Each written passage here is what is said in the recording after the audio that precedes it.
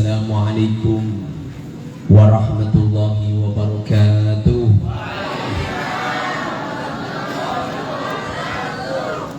Bismillahirrahmanirrahim. Alhamdulillahirabbil alamin. Allahumma shalli ala sayyidina Muhammadin abdika wa nabiyyika wa rasulika nabiyil ummi wa ala alihi wa sahbihi wa sallim tasliman bi qadri azamati dzatika fi kulli waqtin wa hin. Wonten ngersanipun para alim, para kiai, para pinasepuh, Bapak Ibu, hadirin hadirat ingkang minulya, basa Jawa saged nggih? Bisa enggak?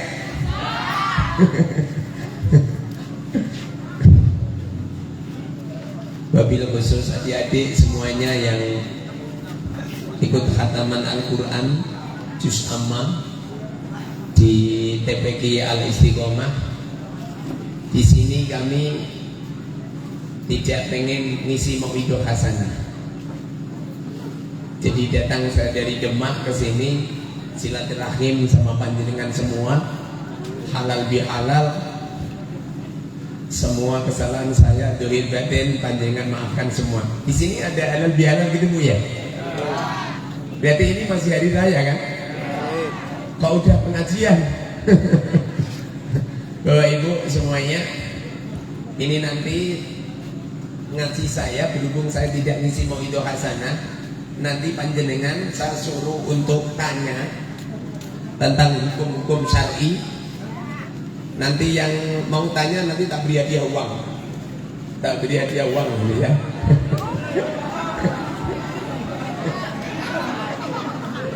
Nanti panjenengan tanya. Sekali-kali sebelum duit masa calon legislatif tak. Sekali-kali dia bagi-bagi uang. Bapak Ibu yang dimuliakan oleh Allah Subhanahu wa taala, orang hidup itu tuh tujuan hidup yang asli sebagaimana yang difirmankan oleh Allah, wa kunna bi'tu minha jami'a. Nabiullah Adam sama Sayyidatina Hawa diperintah oleh Allah Subhanahu wa taala turun di bumi. Itu yang asli itu untuk menikmati. Jadi menikmati alam yang ada di bumi ini. Bahkan yang asli dunia ini surga Bu. Dunia ini kebahagiaan. Makanya Allah mengatakan litaskunu ilaiha wa ja'ala bainakum mawaddah wa rahmah. Jadi tujuan hidup ini yang arti mencari ketenangan, bukan mencari kesusahan. Hadirnya ulama, hadirnya umara itu untuk menyelesaikan permasalahan umat. Ada Pak Lurah? Mana Pak Lurah? Mana? Oh. Jadi hadirnya Pak Lurah, perangkat desa, hadirnya para kiai itu yang asli dong. Tujuannya untuk membahagiakan umat. Maka kalau adanya ulama, adanya para kiai, kemudian tidak menjadikan tentramnya umat, tidak bisa menyelesaikan permasalahan umat, berarti beliau-beliau itu tidak paham tujuan. Maka darinya ini nanti panjenengan yang punya permasalahan hati, silakan panjenengan tanya. Operator siapkan mic nih. Mana operatornya? Oh ini operatornya. Neng siapin mic nih. Nanti Bapak Ibu yang mau tanya saya tak turun aja. Lah. Biar gantengnya kelihatan. Panjenengan tanya, nanti tak jawab. Panjenengan tanyanya apa terserah. Kalau perlu panjenengan tanya, Ustaz, saya punya suami, malas kerja, tidak tidur, solusinya gimana Ustaz? Nah, nanti tak beri solusi, bawakan air berjur kepalanya, biar sembuh. Silakan Bapak Ibu yang mau tanya silakan. Gus, ayo. Nah, ini, tak beri uang. Ya, Bun. Ini uangnya udah tak suwuk. Pokoknya hutangnya lunas. Mari Bu.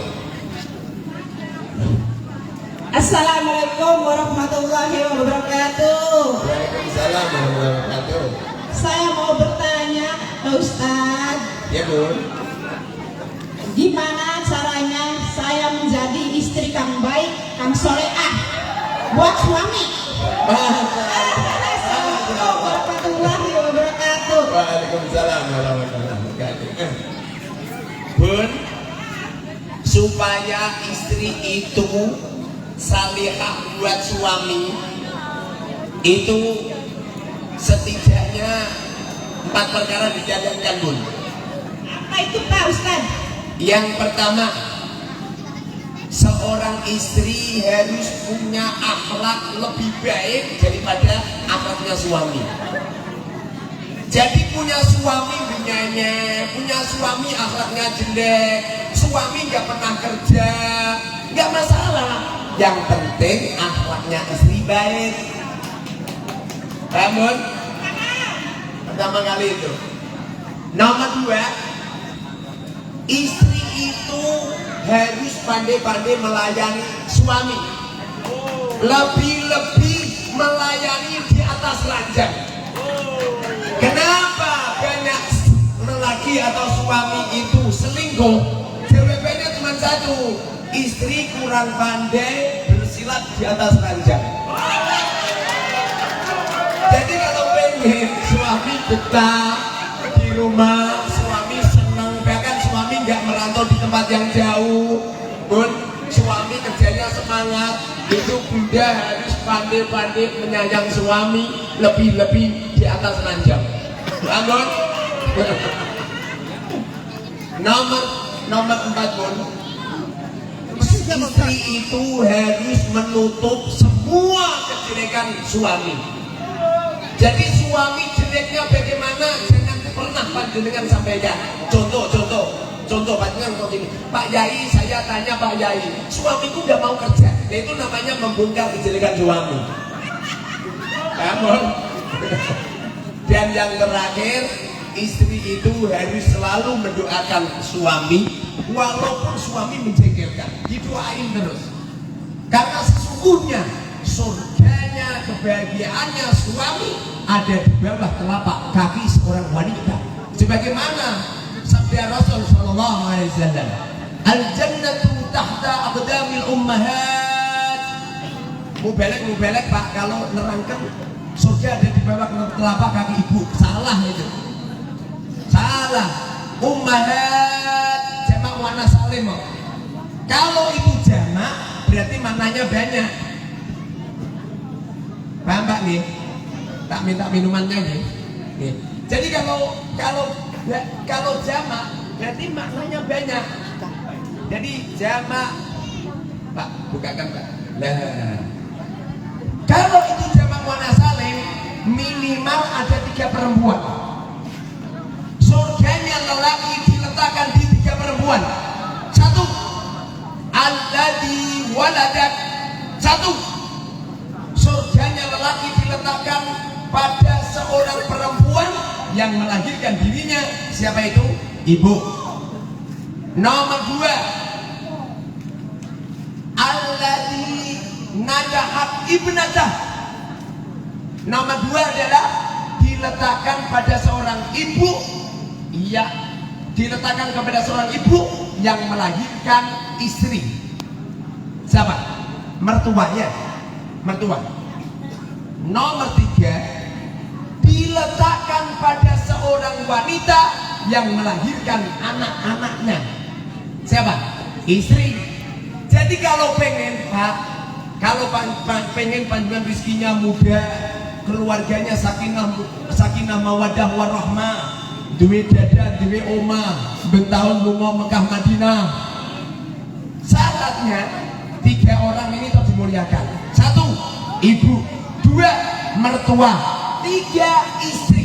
Kalau ada seorang lelaki yang tidak memuliakan 3 perempuan ini, mesti pasti hidupnya sengsara, ekonominya sulit.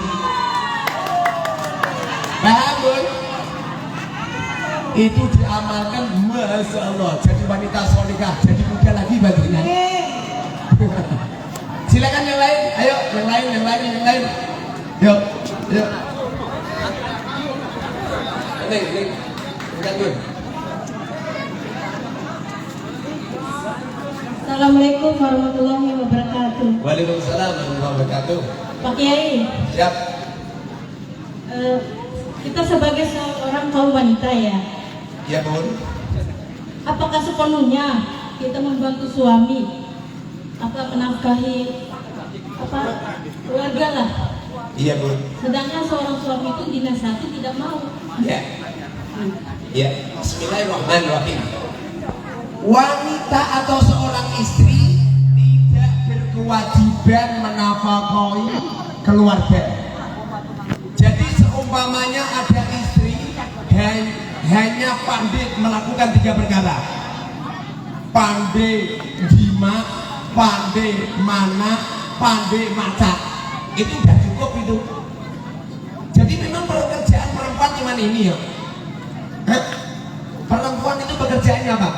Pandai maca, pandai berhias diri, pandai bersilat di atas ranjang. Nomor 3, pandai mana? Pandai melahirkan anak. Makanya alhamdulillah istri saya anaknya baru 11. Baru 11. Ini kesini ini hamil ke 10 bulan. Ada di sana. Semoga saja tidak lahiran di sini. Jadi gini Bun, wanita itu yang penting bisa melakukan seperti ini Bun, pandai maca. Jadi kalau ada perempuan kok rupanya wajahnya kayak galongan, nggak pernah berhias sama sekali, ini perempuan nggak bener ini. Semestinya perempuan itu pandai maca, pandai berhias diri. Nomor 2, pandai berhubungan badan sama suami. Nomor 3, pandai melahirkan anak. Kemudian untuk kerja mencari uang tidak kewajiban istri, kewajiban suami. Bahkan masak tidak kewajiban suami, kewajiban bapak-bapak. Nyuci baju tidak kewajiban suami, kewajiban bapak-bapak. Makanya di dalam kitab kita Pak, dengerin, di dalam kitab di antara kewajiban suami tidak cuma mencarikan nafkah, tapi harus punya pembantu. Pembantunya ayu-ayunan, bahaya. Pembantunya sampai tua-tua, yang tidak tua-tua. Kamu nih, jadi istri itu tidak berkewajiban untuk mencari nafkah, tidak berkewajiban masak, tidak berkewajiban nyuci baju. Kewajiban istri cuma 3 perkara tadi, paham? Oke, yang lain, bapak-bapak silakan. Ayo Pak, silakan Pak. Bapak-bapak, ya. Ayo, semoga saja anak kiai mainnya ngambil duit gitu kan. Silakan. Gus.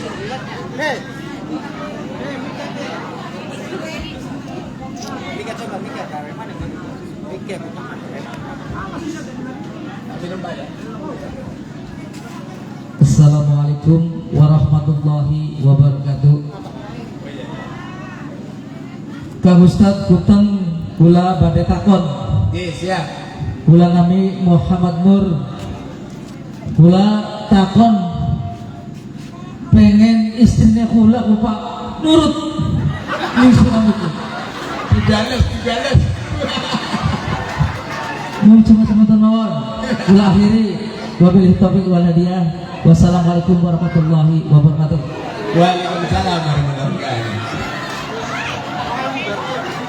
Istri itu supaya nurut, bila mana panjenengan belum nikah, carilah istri yang tingginya lebih tinggi panjenengan daripada istri.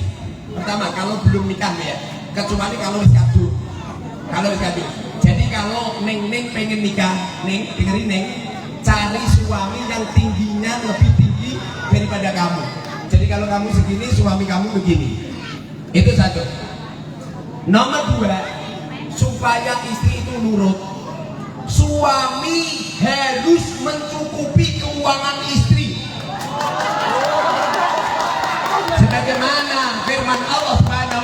dalam Al-Quran, wa ashiruhunna bil ma'ruf, bergawilah istri-istrimu dengan ma'ruf.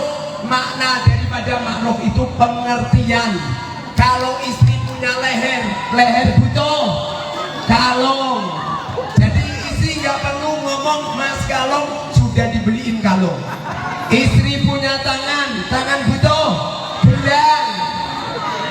Istri belum ngomong mas gelang, suami sudah bawain gelang dari pasar.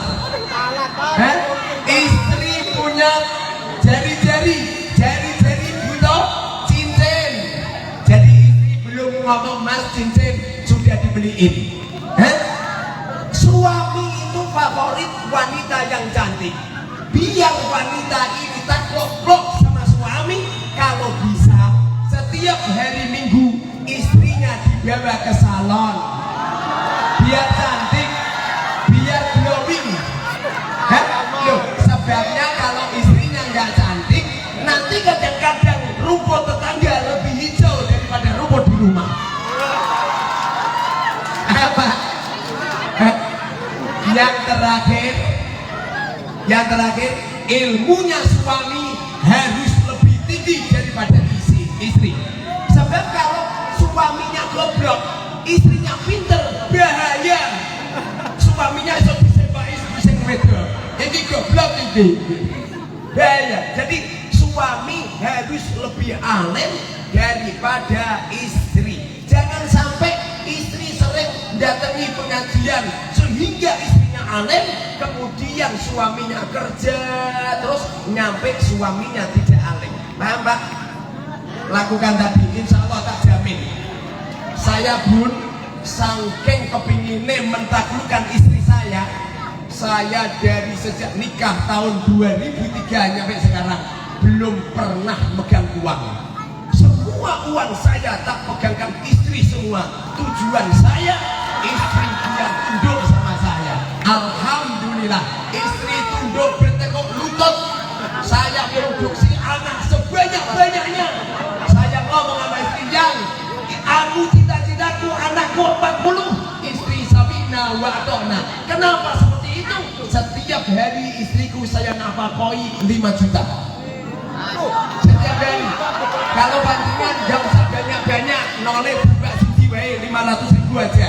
Insya Allah beres. Semua istri akan hormat. Diperintah apa? Pasti ya.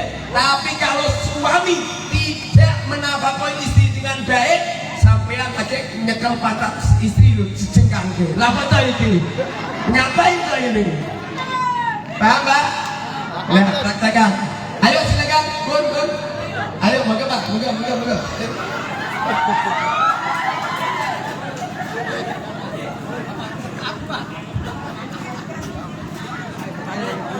Oke. Assalamualaikum warahmatullahi wabarakatuh. Waalaikumsalam. Saya mau tanya Pak Kiai, bagaimana caranya membangun rumah tangga yang sakinah mawaddah warahmah? Terima kasih Pak Kiai. Bismillahirrahmanirrahim. Supaya rumah tangga sakinah mawaddah warahmah, kita tengok pada dawuhnya Allah di dalam Al-Quran, wa min ayatihi an khalaqalakum min anfusikum azwaja. Di antara tanda-tanda kekuasaan Allah, di antaranya adalah Allah ciptakan wanita-wanita itu dari organ tubuhnya lelaki, yaitu tercipta dari tulang rusuk. Pertama kali Pak, kalau panjenengan pengen sakinah mawaddah warahmah, letakkan istri di bangkean panjenengan. Apa yang namanya Bun? Perempuan itu tercipta dari tulang rusuk yang kiri. Letakkan istri, letakkan di samping sini, ditimang-timang, diiliri pakai uang. Insya Allah beres. Pertama. Nomor 2, litaskunu ilaiha wa ja'ala bainakum mawaddah. Nomor 2, jadi pertama kali bahagiakan istri, maka kau akan sakinah mawaddah warahmah. Nomor 2, wa ja'ala bainakum, Allah jadikan lelaki dan perempuan sering kumpul. Kalau pengen sakinah mawaddah warahmah, lelaki perempuan suami istri retak gara-gara jarang berhubungan badan. Makanya kamu yang suaminya ada di sana, istrinya ada di Arab Saudi, rawan retak. Dengerin, rawan retak. Kenapa bisa retak? Gara-gara melanggar sumpah di waktu ada di depan penghulu. Di waktu ada di depan penghulu, seorang suami sudah berjanji, saya akan menafkahi istri saya dengan baik, muasyarah bil ma'ruf. Apabila saya meninggalkan istri saya 4 bulan lamanya, maka jatuh talak. Yang menjadikan suami istri retak gara-gara jarang jima, lebih 4 bulan, bahaya. Makanya kalau bisa jima itu jangan pernah lebih dari 4 bulan. Kalau bisa. Yang bagus 1 minggu 1 kali. Yang bagus lagi setiap malam 1 kali. Yang paling terus luar biasa 1 malam 4 kali. Dengerin. Saya bun, selain Ramadan ya, saya kalau jima istri 1 malam 4 kali minimal. 1 hari 4 kali, enggak malam ya, 1 hari 4 kali. Kalau panjenengan bisa berhubungan badan dengan istri panjenengan atau suami panjenengan 1 hari 4 kali, pasti akan begini, keluarganya akan sakinah, mawaddah, warahmah. Itu nomor 2. Nomor 3, wa ja'ala bainakum mawaddah warahmah. Keluarga itu harus kasih sayang.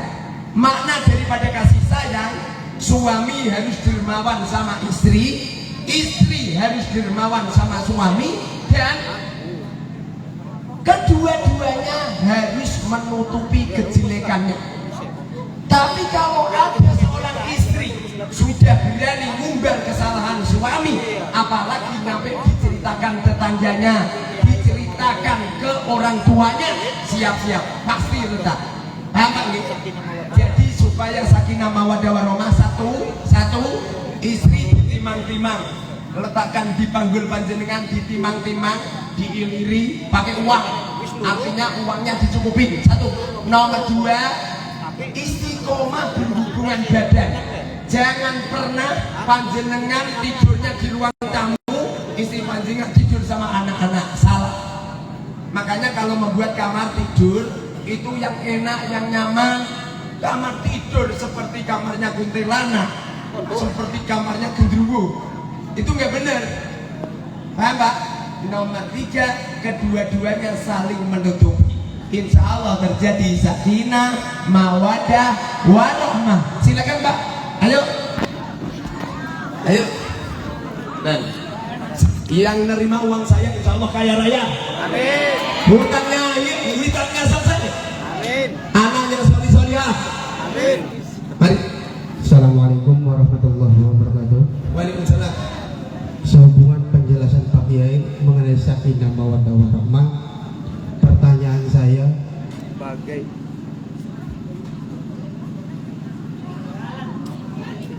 mati. Oke, lanjut. bagaimana caranya kami kaum suami untuk mencari rumus yang dimaksud dengan Pak Ustadz uang, karena kami seorang laki-laki sudah bekerja kemanapun tanpa kenal lelah dan tanpa kenal capek. Demikian pertanyaan saya. Wassalamualaikum warahmatullahi wabarakatuh. Waalaikumsalam warahmatullahi wabarakatuh. Masya Allah, luar biasa. Bagaimana supaya uangnya banyak? 1, pertama kali sing dipikir duit terus. Loh, bun, aku mikir minum toh. Pada akhirnya saya minum. Pada akhirnya saya minum pagi. Pada akhirnya orang itu akan didatangkan oleh Allah menurut yang dipikir. Udah, panjenengan mikir wanita lain coba. Padahal punya istri di rumah, tapi panjenengan kamu mikir wanita yang lain. Aku yakin Allah hadirkan wanita itu secara otomatis. Saya ini loh mikir sedih. Sayang, tak beri uang. Mau nggak? Ya. Bisa, karena saya mikir. Jadi kalau pengen banyak uang, Pertama kali yang dipikir uang dulu, Pak. Di sini ini uang. Setiap ada orang, doakan semoga orangnya kaya. Sesungguhnya orang yang mendoakan orang lain itu seperti orang yang meludah ke langit. Pasti ludahnya akan kembali. Orang mendoakan baik ke orang lain, pasti doa itu akan kembali. Tapi kalau orang mendoakan jelek ke orang lain, pasti kejelekannya akan kembali. Jadi panjenengan Pak, selain mikir duit, usahakan panjenengan sering-sering mendoakan orang lain. Paham? Nomor 3, tadi mendoakan orang. Nomor 3, usahakan panjenengan sabar. Yang dimaksud sabar itu ora kok lihat-lihat ada sabar, aku sabar. Salah. Imam Suyuti dawuh, makna daripada sabar adalah as-sabr al-judu mal istibrar. Bekerja sungguh-sungguh terus menerus pantang menyerah mencari uang. Nanti akan dapat uang. Yang nomor terakhir, ini rahasia untuk panjenengan. Rahasia, yang lain biar gak denger. Dengerin. Kalau malam atau pagi istiqomahkan sholat istikharah. Niatnya begini, usolli sunnatal istikharati rakaataini mustaqbilal qiblati ada alillahi ta'ala. Allahu akbar. Pas sholat 2 rakaat, khatamkan Quran 2 kali. Lu malah atur. Rasulullah dawuh, tidak ada orang yang membaca Qul ya ayyuhal kafirun sekali seperti membaca Quran 1/4. Supaya khatam 1 juz berarti berapa kali? 4 kali. Rakaat pertama membaca Qul ya ayyuhal kafirun 4 kali. Rakaat kedua membaca Qul huwallahu ahad. Rasulullah dawuh, tiada orang yang membaca Qul huwallahu ahad 1 kali seperti membaca sepertiganya Al-Quran. Berarti kalau khatam berapa kali? 3. Berarti rakaat pertama baca kuliah 4 kali. Rakaat kedua Qul huwallahu ahad 3 kali. Setelah itu, setelah selesai, panjenengan matur sama Allah, ya Rabb, ya Allah, saya pilihkan istri kami menjadi istri yang salihah. Ya Rabb, pilihkan kami punya anak-anak yang solih-solihah. Ya Rabb, pilihkan kami punya maisha, punya pekerjaan yang baik. Pilihkan kami, pokoknya panjenengan matur sama Allah, minta dipilihkan yang baik. Insya Allah nanti rizki panjenengan dimudahkan, dan walaupun dapat uang sedikit akan dibarokahkan oleh Allah, sehingga itu cukup semua. Panjenengan kerja dapat 100.000, janjane meh dibuat belanja untuk masak, dilala panjenengan dapat undangan, gak sido masak. Paham? Punya nabung uang dapat 1.500.000, rencana pengen dibuat beli kulkas, dilalah istri panjenengan dapat undian kulkas. Paham? Pokoknya kalau panjenengan istiqomah insya Allah 3 perkara. Paham? Tadi pertama apa? Ingat-ingat duit. Jadi duit nih kene. Duit. Mikirin duit. Nomor 2, mendoakan orang biar kaya. Nomor 3, usaha sungguh-sungguh. Nomor 4, sholat istikharah. Kalau nggak bisa malam, pagi atau siang, terserah. Mengerjakannya tidak harus di tengah malam. Dilakukan setelah maghrib gak apa-apa, dilakukan setelah isya gak apa-apa, dilakukan di pagi hari jam 8 jam 9 pengen kerja gak apa-apa, atau tidur gak apa-apa. Yang penting jangan dilakukan setelah asar dan setelah subuh. Pak, sampai yang ngelakoni insya Allah kaya, tak tambahin meneh. Aduh, masya Allah. Dulu tambah suke.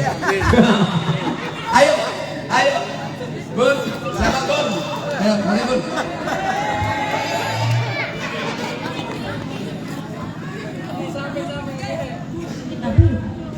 Ya Bun. Bun. Assalamualaikum warahmatullahi wabarakatuh. Waalaikumsalam.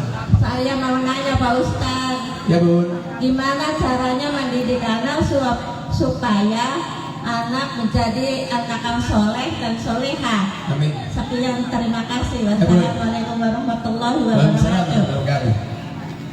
Supaya anak itu baik, sebagaimana yang dikatakan oleh ulama, ma fil aba fil abna, apa-apa yang terjadi pada kedua orang tua akan terjadi pada anak. Kalau panjenengan pengen punya anak yang solih, pertama kali Bun, panjenengan solih dulu Bun. Kalau panjenengan pengen punya anak yang baik, panjenengan sering wek sama suami, sering wek sama tetangga. Sulit punya anak yang solih. Namun satu, nomor dua Bun, usahakan nyarikan uang untuk anak yang halal. Jadi transaksi apapun usahakan yang halal. Kalau perlu Bun, ada uang calonan, jangan diberikan ke anak Bun. Kalau perlu kemarin ada calonan itu uangnya itu dimasukkan ke kotak amal.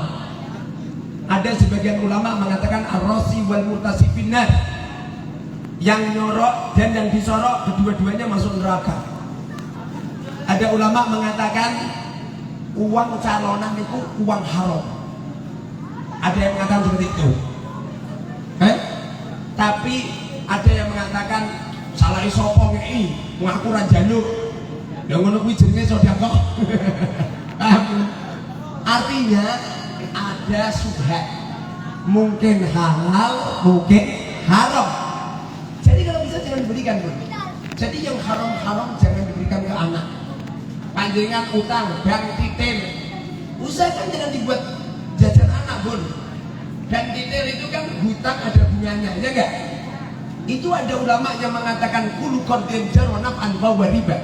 Setiap hutangnya ada bunganya, itu adalah haram. Jangan diberikan ke anak. Seumpamanya panjenengan untuk ini itu silahkan, tapi anak jangan. Paham Bun? Nomor 3 Bun, kenalkan anak kita dengan ulama, kenalkan anak kita dengan madrasah diniyah, kenalkan anak kita dengan guru-guru agama. Lalu guru agama yang didik putra putrine panjenengan sodakoi setiap bulan. Sodakoh khusus, jangan hanya sekedar bayar SPP, jangan hanya sekedar bayar sahriyah, tapi ada sedekah khusus yang diberikan ke guru bangun. Ini tak beli satu, nanti berikan gurunya ya, gurunya anak ya Bun. Nah, tidak untuk panjenengan. Nanti gurunya anak panjenengan siapa? Taruh amplop, Pak Yani, Pak Ustadz, ini sedekah dari saya untuk anak. Nah Bun, silakan nyalain. Ayo.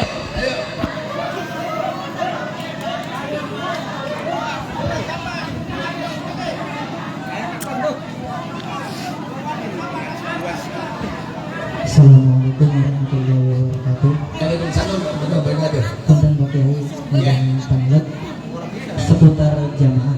Oke. Jamaah itu kan wonten imam lan makmum. Iya. Nah, si makmum kan wonten kali, wonten makmum masbuk, wonten makmum muwafiq. Iya. Pertanyaan itu mohon penjelasan yang dinamakan makmum masbuk itu apa? Makmum muwafiq itu apa? Bismillahirrahmanirrahim. Makmum masbuk itu makmum yang ketinggalan Fatihahnya imam. Pernah sholat tarawih? Sholat tarawih di sini cepat apa pelan? Cepat. Allahu Akbar. Bismillahirrahmanirrahim. Semua betul. Sampeyan ketinggalan Fatihah. Rakaat pertama ketinggalan, rakaat kedua ketinggalan, 20 rakaat ketinggalan Fatihah terus, itu sah. Gak perlu panjenengan keri. Sampai baru ngomong gini, Bismillahirrahmanirrahim, Alhamdulillahirrahmanirrahim, Ar-Rahman, Allahu Akbar. Sampai langsung Allahu Akbar, orang kok neruskan. Kalau panjenengan neruskan kok nyampe ketinggalan 3 rukun, sholatnya sama batal. Paham Bun? Lah wong imamnya wis sujud to sampean isih ngadeg batal. Lah terus bagaimana? Yo imame ruko sampean melu ruko. Fatihah saya belum selesai Ustaz. Itu namanya makmum masbuk. Kalau makmum muafik niku makmum yang menyocoki dengan pergerakan imam. Itu namanya muafik. Paham? Sampai buka di Google jedol. Tapi burine pada tulisan PISS utawa NU. Jadi kalau panjenengan punya masalah, pecet Google burine di pada tulisan PISS atau NU. Nanti jedol. Jawabannya persis kayak jawabannya parokian. Paham? Oke, monggo. Ayo. Ayo. Di belakang Pak Yai. Di belakang ini. Di belakang. Ada.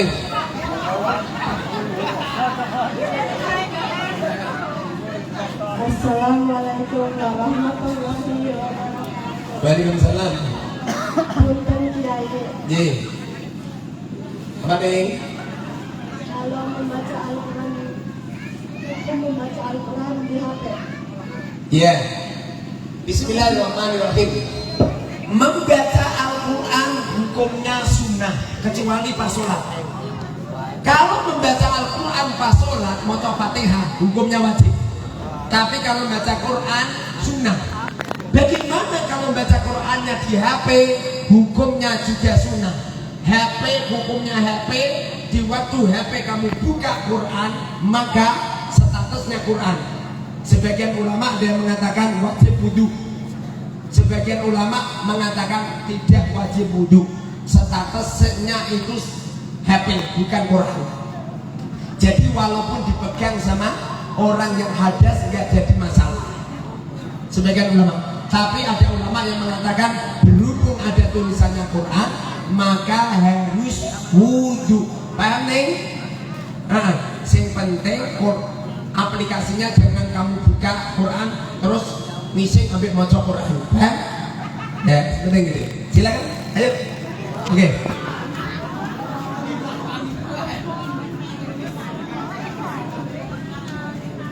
Pak Ustadz mau nanya, Ya, siap. gimana cara metode pembelajaran untuk santri supaya santri tidak bosan untuk mengaji atau tidak malas untuk berangkat mengaji? Ya. Sekian. Bismillahirrahmanirrahim. Supaya santri sregep istiqomah mengaji, syaratnya cuma satu, gurunya yang dermawan.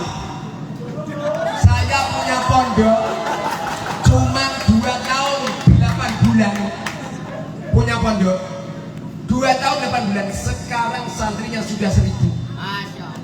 Santrinya nolak. Kenapa seperti itu?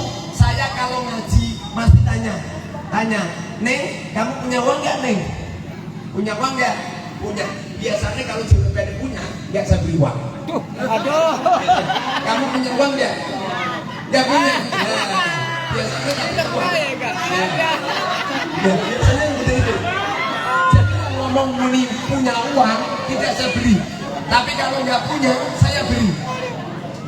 Gara-gara seperti itu, saatnya banyak yang senang. Bahkan setiap hari Jumat, selesai Jumatan, itu masyarakat tak beri makan semua. Saya siapkan 2000 porsi makan. Dan ibu-ibu dapat sembako. Dan bapak-bapak, ibu-ibu dapat uang 50.000. Semua santri dapat uang semua. Pada akhirnya pondok saya viral nasional gara-gara kiai ini bermanfaat. Jadi kalau pengen pondok sampean madrasah jenengan, madrasah dinian cepat maju, caranya gurunya dermawan. Ciri-ciri dermawan tidak pernah mengeluh. Kalau ada guru madrasah diniyah, itu gaji 200.000 mengeluh, berarti gak ikhlas. Ciri-ciri orang ikhlas nggak pernah mengeluh, nggak pernah ngomel. Kalau masih ngomel berarti nggak ikhlas. Paham? Oke, silakan yang lain. Guys.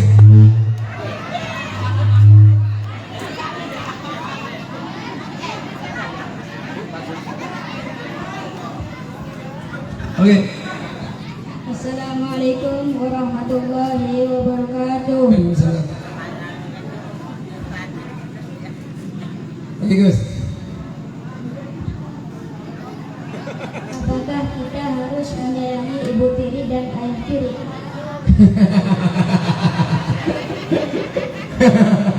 Ibu tiri, ayah tiri. Boleh, jadi anaknya sopo. Oke.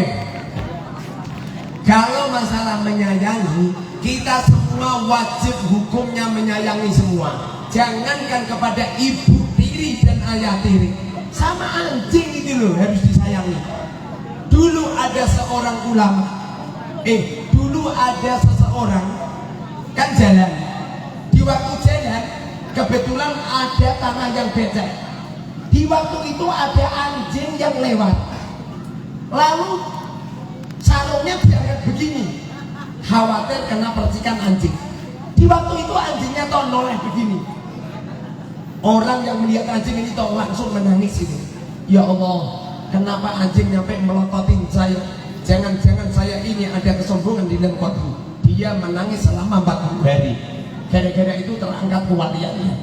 Jadi kalau masalah menyayangi Gus, tidak hanya sekedar ibu tiri, ayah tiri, semuanya harus disayangi. Bahkan Rasulullah pernah mengatakan, sedekah yang paling utama yaitu diberikan kepada orang yang memungsuhi.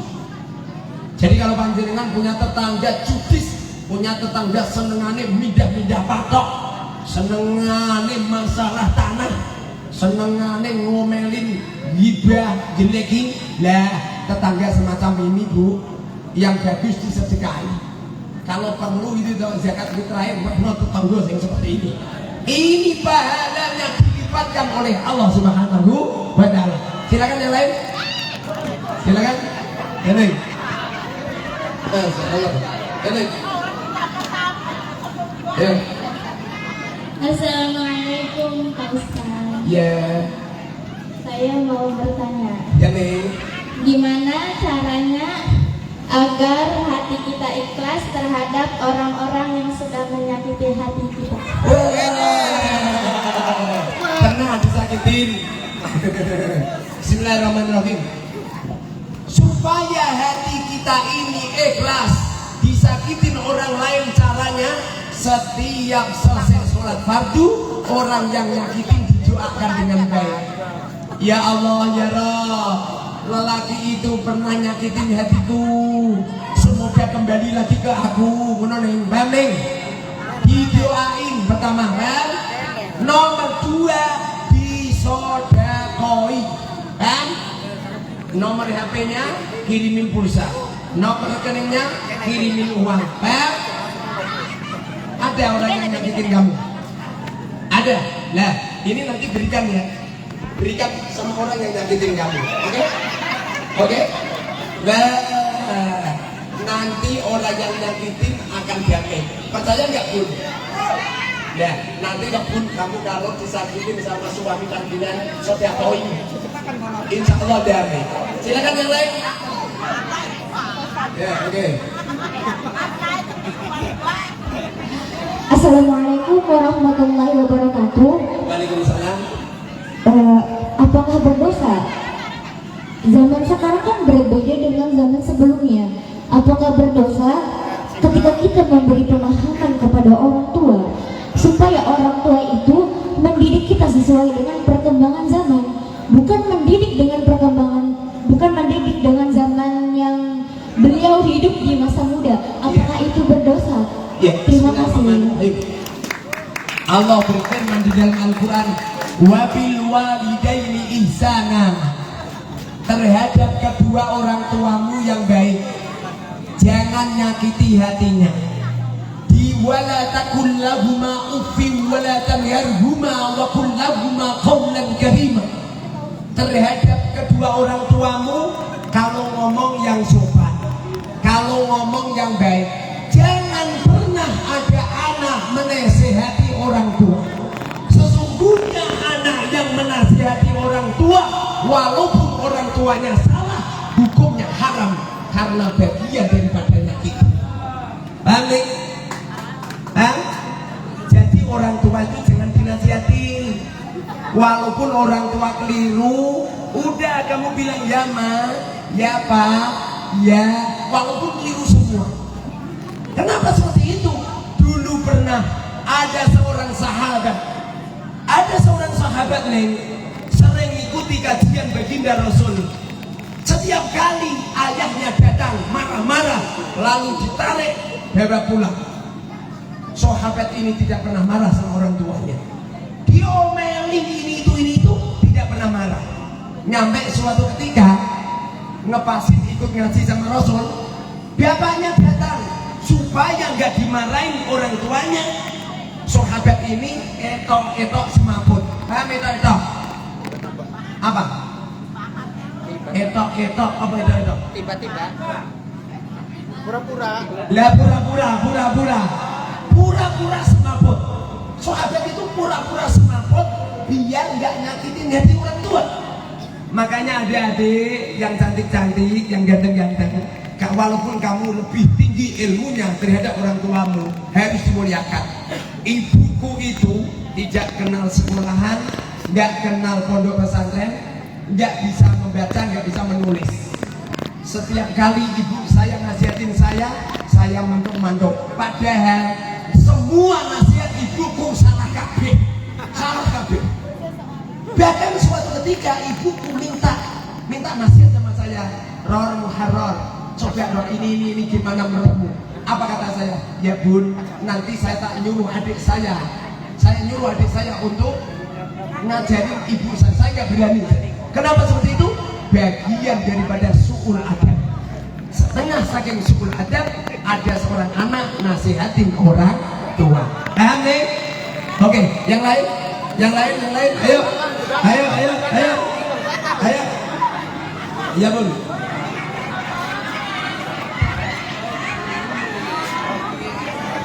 Assalamualaikum warahmatullahi wabarakatuh. Waalaikumsalam. Pak, saya mau tanya. Ya bun. Saya punya anak laki-laki udah 11 tahun gak mau ngaji, gak mau sekolah. Ya bun. Cukup. Bismillahirrahmanirrahim. Kalau punya anak nggak mau ngaji, nggak mau sekolah, caranya bagaimana? Bun, caranya ibunya yang ngalahin ngaji dan ngalahin sekolah, caranya anaknya dibawa. Jadi ibunya sekolah, anaknya dibawa, ditungguin. Iya, ditungguin aja.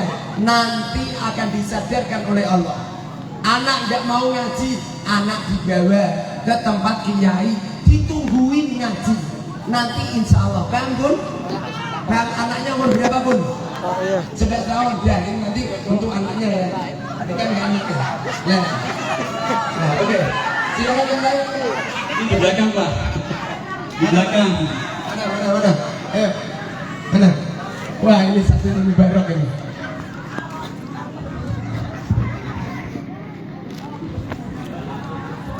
Silakan. Bismillahirrahmanirrahim. Assalamualaikum warahmatullahi wabarakatuh. Waalaikumsalam. Saya mau tanya, apakah hukum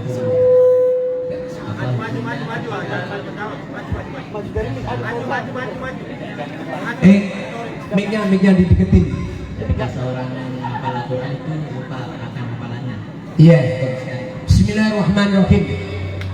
Orang yang hafal Qurannya sudah 30 juz, lalu sengaja melupakan Al-Quran, hukumnya dosa besar. Syaratnya hafalnya nyampe 30 juz ya. Tapi kalau panjenengan hafal Yasin, dulu pas sekolah hafal Yasin, saat ini lupa apa-apa. Tapi kalau 30 juz dosa besar. Ada sebagian ulama yang mengatakan tidak apa-apa, walaupun disengaja. Poro-poro mau apa? Poro-poro apa bahasanya? Hidup-hidup gelem ngapal apa bun? Poro-poro gelem ngapal ki. Kaca kae ora ngapalno wira dosa kok aku ngapalno 7 tahun kok tak lalekno kok dosa. Ada ulama yang mengatakan dilupakan walaupun disengaja enggak apa-apa Gus. Paham? Tapi dalam mazhab Syafi'i wajib hukumnya menjaga hafalan. Walaupun pada akhirnya sudah dijaga, tapi hafalannya hilang, maka nggak jadi masalah. Paham? Oke, silakan yang lain. Ayo nih. Ayo nih, kita doakan suami yang ganteng. Assalamualaikum warahmatullahi wabarakatuh. Waalaikumsalam warahmatullahi wabarakatuh. Ayo. Pak Kiai mau tanya, Ya. gimana Pak cara menghadapi orang yang suka iri dan dengki? Ya. Bismillahirrahmanirrahim. Cara menghadapi orang yang iri dan dengki adalah dihadapi satu dengan senyuman. Kenapa senyum? Karena sesungguhnya orang yang nyakitin kamu, dia sedang mengambil dosa-dosamu. Jadi kalau ada orang dengki sama kamu, bully sama kamu, nyakitin kamu, itu mereka sedang mengambil dosamu. Nomor dua, mereka sedang memberi pahala untukmu. Jadi kalau ada orang yang nyakitin, dimaafin, Pak. Harus bahagia, dihadapi dengan hati yang bahagia, wajah yang berseri-seri dan dimaafkan, Pak. Oke, yang lain. Yang lain, bagus. Assalamualaikum warahmatullahi wabarakatuh. Apa bedanya antara hukum syariat dan fikih dalam Islam? Terima kasih. Bismillahirrahmanirrahim. Hukum syariat sama hukum fikih sama. Bedanya hanya istilah saja.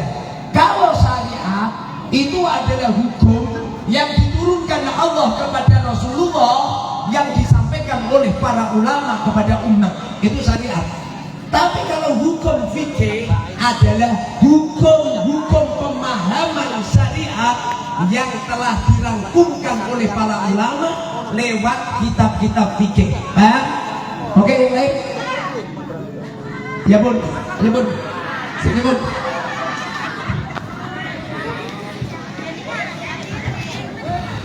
Assalamualaikum Pak Kiai.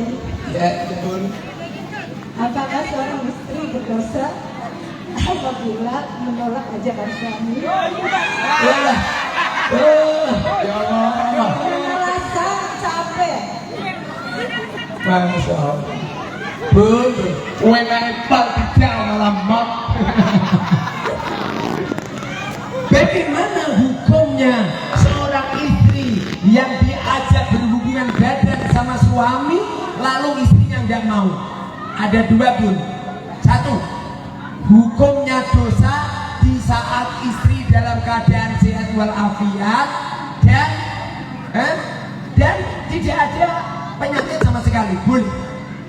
Tapi kalau dalam keadaan menolak hubungan badan sama suami, hukumnya wajib ditolak. Paham, Bun?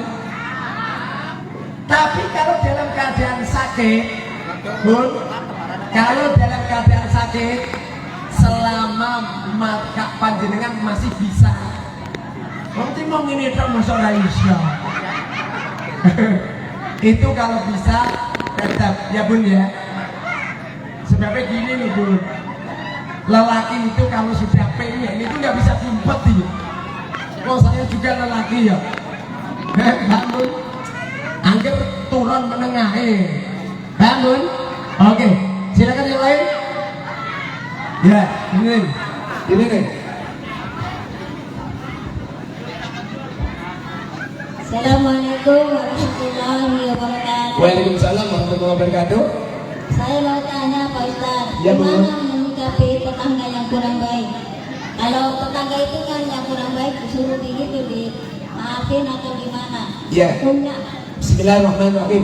Berarti. Cara menghadapi tetangga yang kurang baik, satu, didoakan semoga kesalahannya dimaafkan oleh Allah. Satu. Nomor dua, sering-sering disedekahi. Paham, Bun? Nomor tiga, sering-sering disapa. Paham, Bun? Nomor terakhir didoain. Apa? Nomor terakhir, Bun. Panjenengan matur sama Allah. Ya Rob, semoga saja tetangga saya baik sama saya. Insya Allah diubah sama Allah. Paham, Bun? Oke, yang lain? Oke, Gus.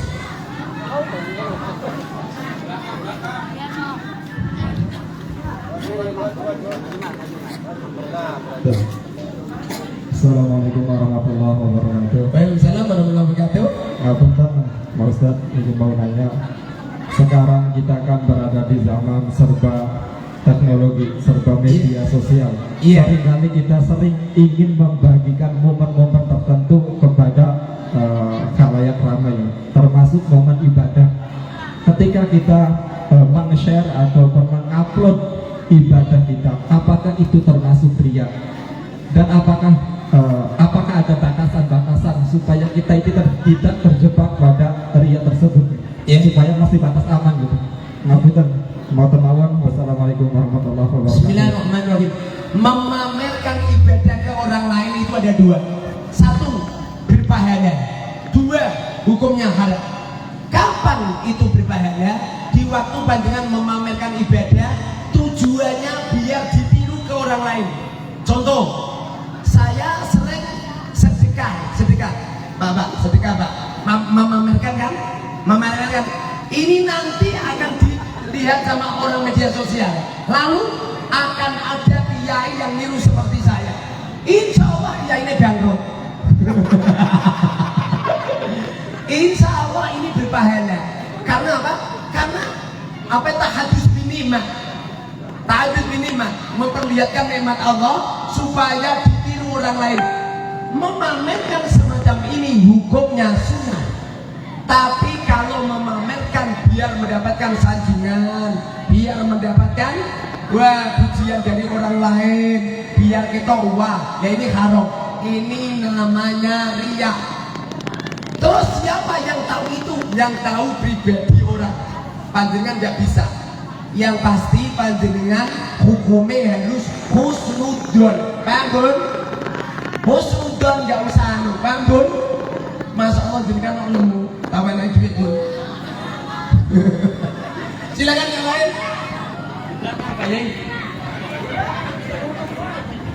Assalamualaikum warahmatullahi wabarakatuh. Gimana caranya agar hafalan mudah hafal dan tidak mudah hilang? Bismillahirrahmanirrahim. Pernah suatu ketika Imam Syafi'i tanya sama gurunya, saya pakai syakutu ala waki min su'i hifdi. Pernah suatu ketika Imam Syafi'i tanya sama gurunya, ya Syekh, hafalan saya kok jelek, bagaimana Syekh? Fa'arsyadani bitarkil ma'asi. Kemudian gurunya Imam Syafi'i mengatakan, tinggalkan maksiat, tentu akan dimudahkan hafalan. Awal terjadinya hafalan jelek gara-gara kebanyakan maksiat. Paham? Oke. Ayo yang lain.